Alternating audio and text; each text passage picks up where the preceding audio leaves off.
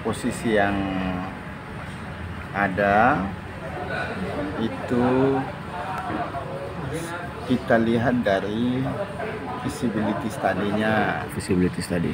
Nanti apakah dilihat layak atau tidak layak, hari ini kita tidak bisa bicara begitu karena kita punya ada aspek-aspek penilaian terhadap satu lokasi untuk mengatakan lokasi itu dia layak atau tidak.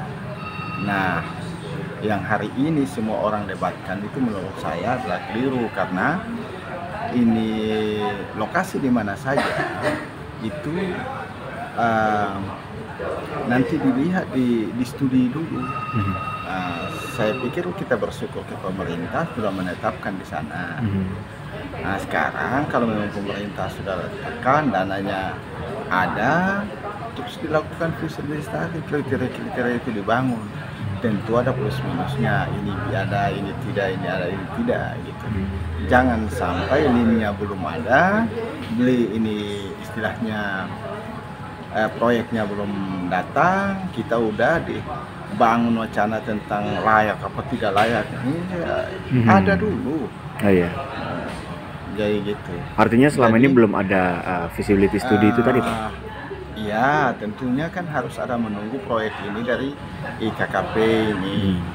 Kita menunggu untuk kemudian sudah berapa menteri kan sudah datang, sekarang implementasinya. Nah, karena itu kan instansi berwenang, instansi kuncinya itu kan KKP.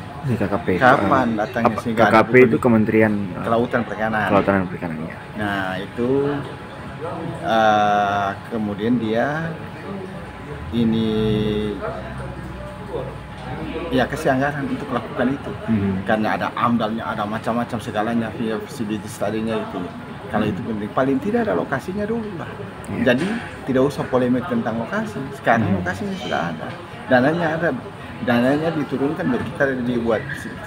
Iya. Pak, yang kita tahu sekarang kan Aru jadi kepulauan dengan penghasil ikan paling banyak, Pak. Maksudnya kenapa menurut pandangan Bapak, apakah tidak seharusnya di Aru saja begitu, Pak? Komoditas apa yang ada?